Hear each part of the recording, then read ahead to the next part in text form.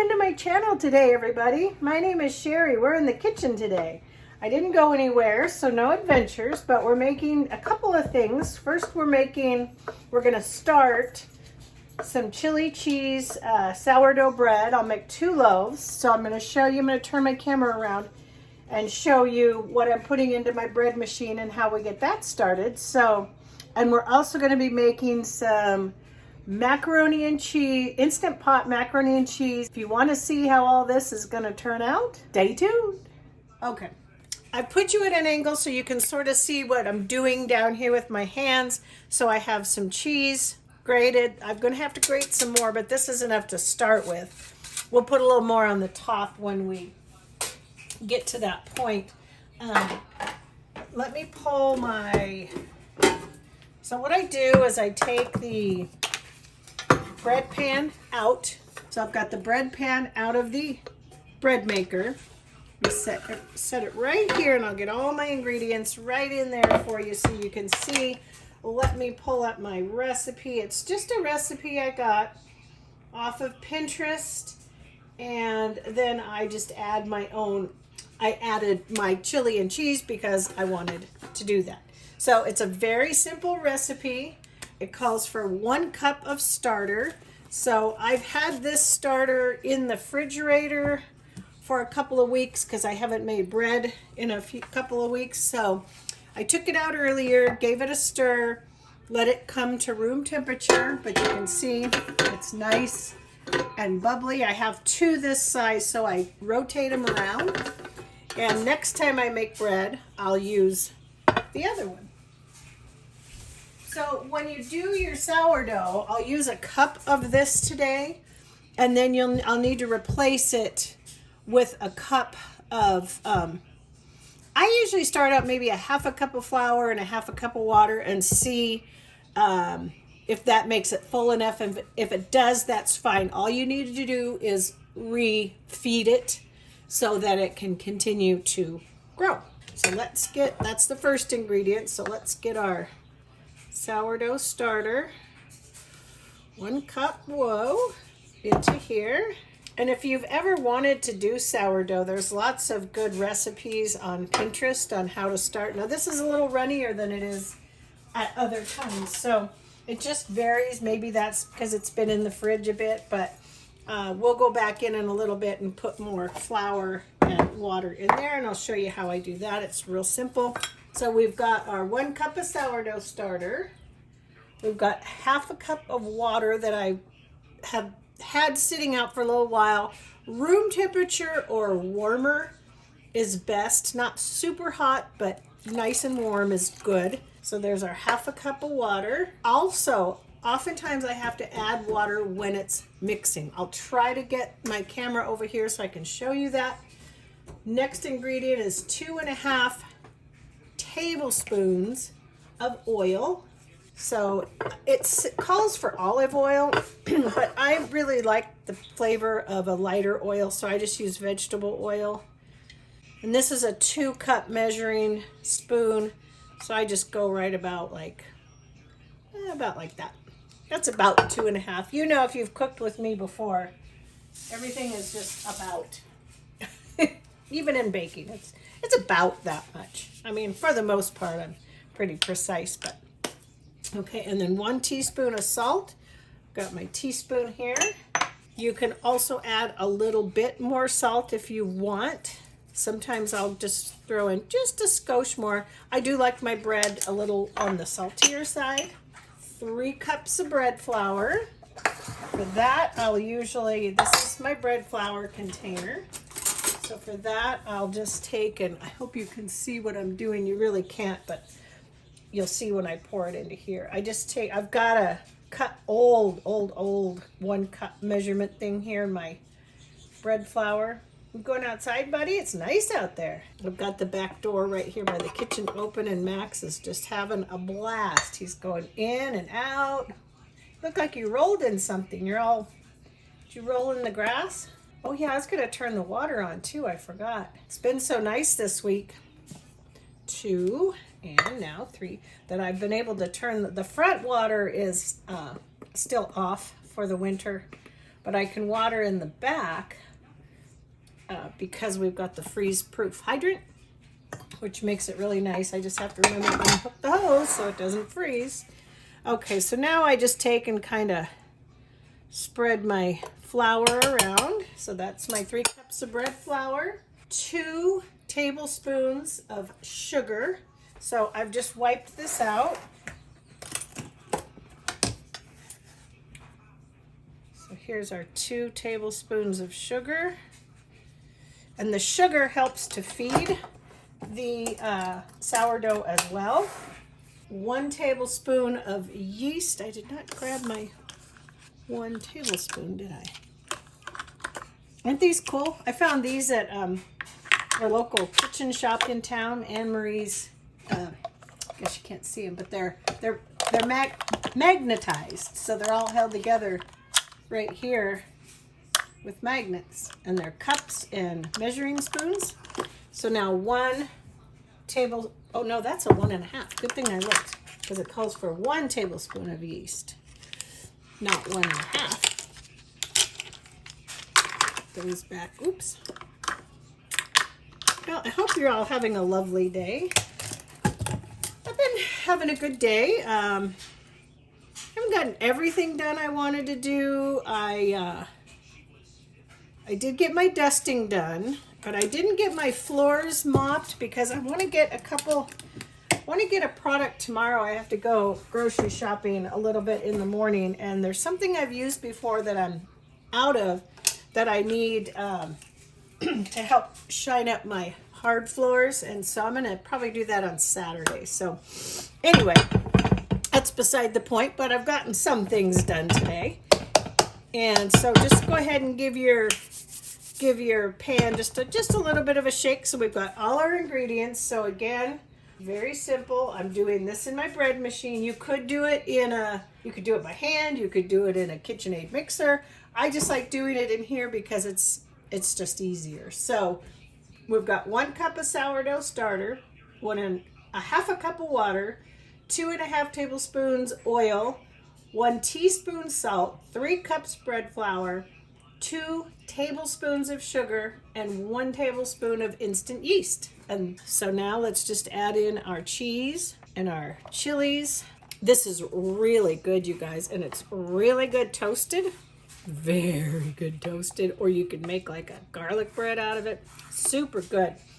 So yeah, if you ever want to try your own starter, give it a try. It's really quite simple. Okay, now I'm going to come on over here to my bread machine, set this in here, and it just sort of locks. You can see I can't get it out. So I'm going to go to my menu, and I want it to go to dough, which is a number 8. So I'm going to go to my menu and hit 4, 5, 6, 8. That tells me I'm on the dough cycle, and I'm going to hit start. And I stay pretty close right at first.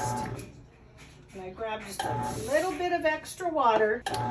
We live in the high desert in we're about 4,000 feet, so we are considered high altitude, and we're a dry climate. We don't have a lot of moisture in our air just by nature of our area. And so oftentimes recipes will call for less water than we end up needing. So I just sort of keep an eye on it. I can kind of eyeball it just while it's doing its initial. Once this does its thing through the bread machine, which is about an hour and a half, I take it out and I divide it into 2 loaf pans.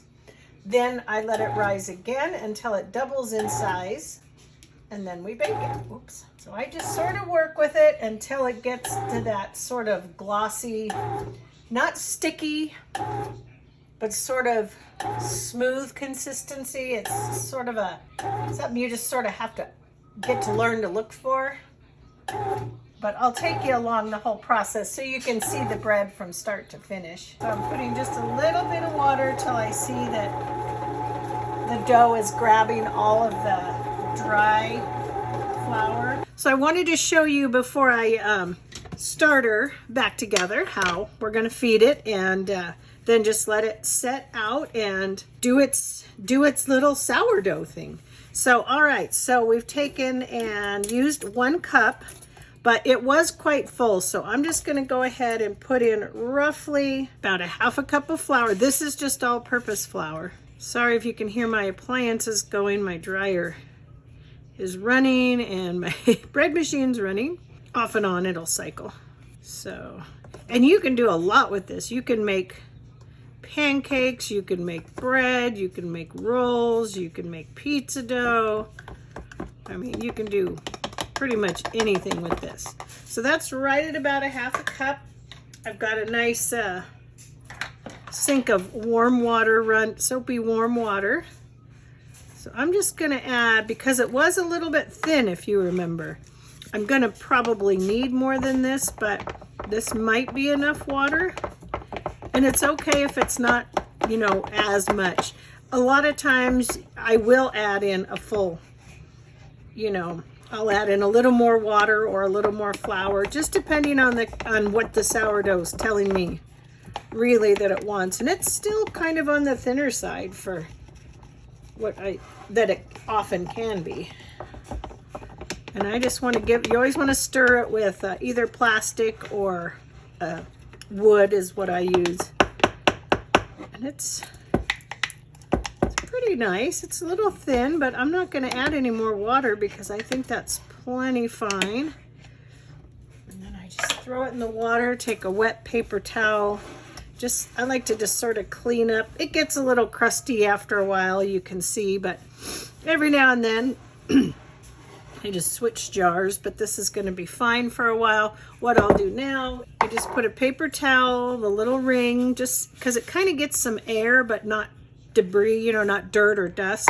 And then I just set it in a little bowl or on a plate, just in case it starts to get real active and bubble over, then it's not going all over the place. Alrighty, so we've got our 6-quart Instant Pot. Let me get it plugged in here. We're going to turn the saute function on, and then we're going to put in our water, our broth.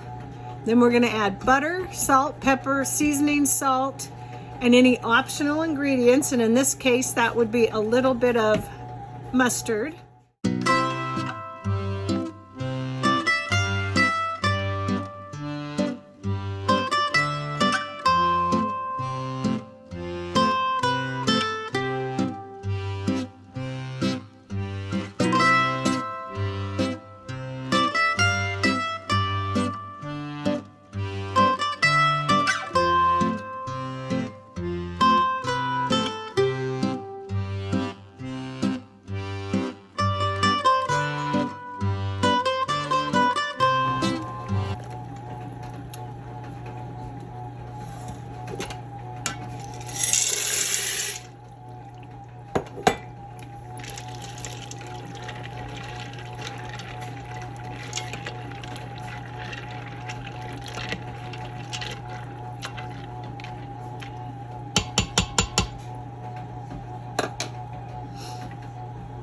All right, now I'm going to turn my Instant Pot off. I'm going to put on my pressure cooking lid. I'm going to make sure it's on sealing and not venting. And we are going to I'm going to set it for 5 minutes. All right, we've got the pasta cooked.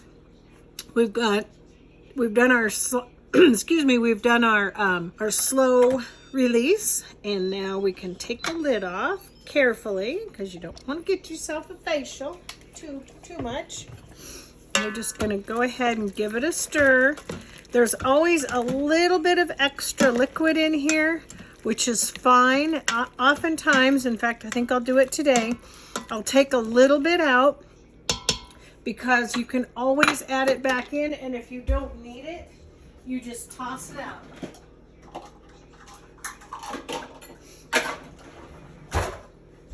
Yeah, so if you don't need it, you can toss it out, but if you feel like maybe you've gotten just a little bit too much liquid in there, maybe I should have grabbed something to put this in. Hold on here, hold on. Because that does actually have really good flavor. but we don't want it too watery. And we still have to add in our cheese. I think that's probably good enough.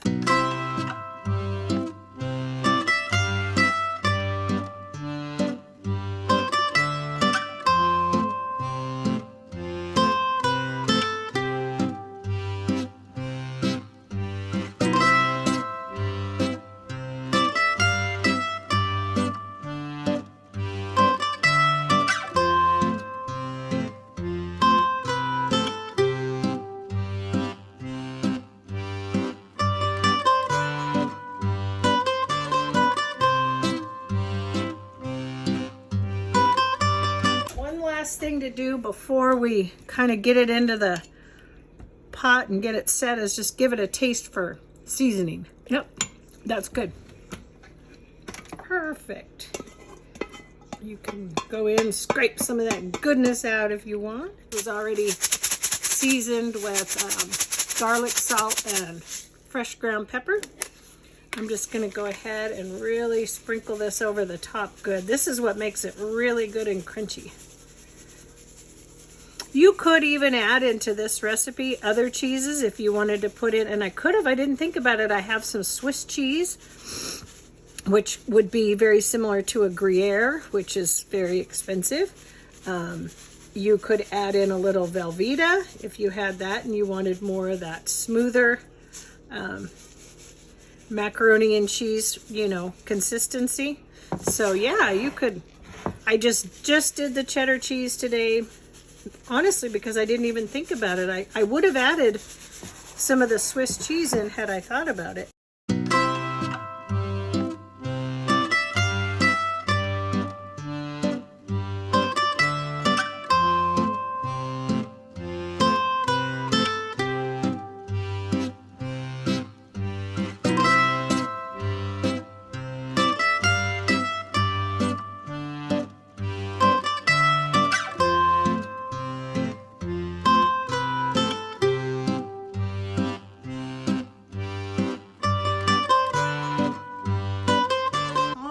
Guys, welcome back. The bread machine is done.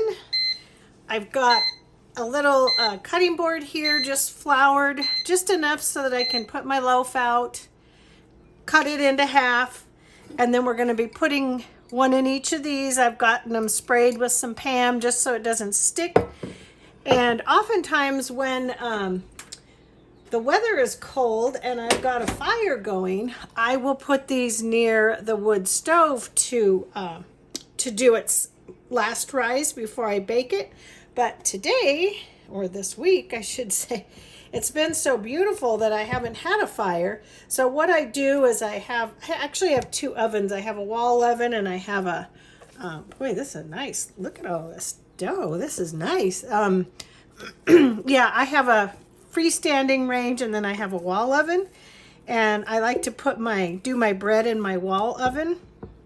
So what I'll do is I preheated that oven to its lowest setting, which is 170.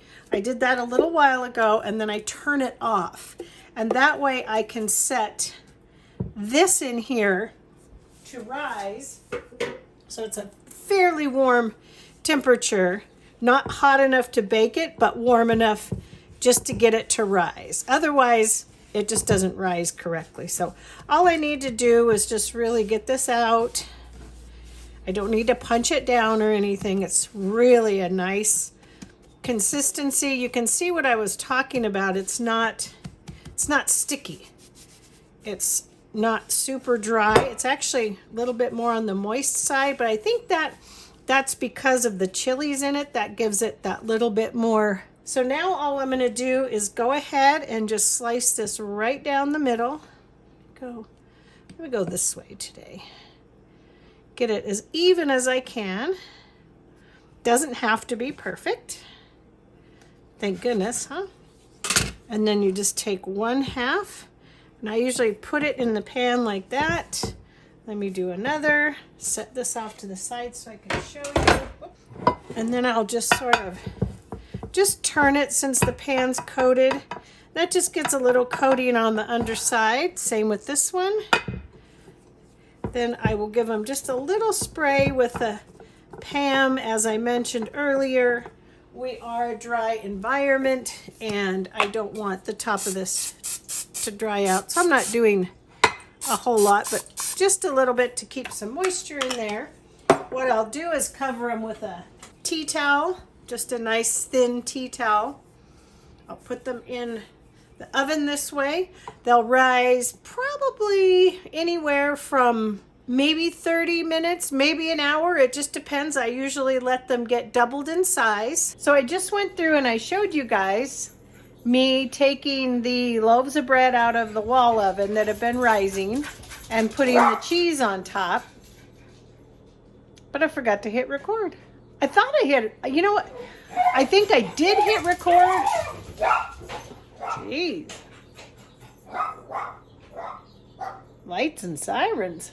I think I hit record and then I was thinking, oh, I didn't hit it, but I guess I did. So then I unhit it. So such is filming life, right? Let me turn my camera around. I'm going to show you. I'll open the oven just real quick because I don't want, excuse me, the bread to deflate. But let me turn the camera around and show you the bread, and then I'll show you when it comes out of the oven. All right, so as promised, it is in the oven. All right, 2 loaves of sourdough, homemade sourdough chili cheddar cheese bread. So all right, you guys, when that is done, I will show you. Maybe, just maybe, I might have to take a, I know you probably feel sorry for me, but maybe I'll even take a taste test and let you know how it tastes. But anyway, we'll be back. I set the timer for 25 minutes and we'll be back and check it. Ooh, I was just sitting there thinking how good this smelled. Look, you guys, and that looked nice. They did fall a little bit. I don't know why. It happens. Could be an elevation thing. I don't know. From time to time, it happens. But I thought I'd share those with you. Let me pop the macaroni and cheese in. And sadly, I probably will have to take one for the team and when these cool in a few minutes, cut a little end off and give it a try. Let me reset my timer. 45 minutes covered and then about 15 minutes uncovered. They should just pop right out. Yep, and they are hot. Hot, hot, hot. Let me set that one in the sink. Ooh, even though they're not beautiful, they're still going to taste just as good. I love these glass Pyrex bread baking dishes for bread. So there you have it. Here are the 2 loaves of green chili and cheddar cheese sourdough bread loaves.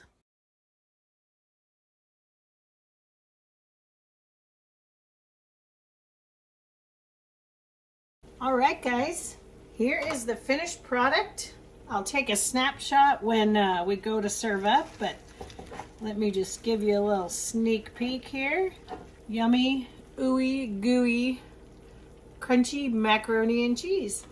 And remember, you don't have to put this in a casserole dish like I did. You could do it just in your Instant Pot, but I really like adding the texture to it and the crunch. If you like this video and you enjoyed hanging out with me today and doing some cooking, please consider subscribing to the channel if you haven't already.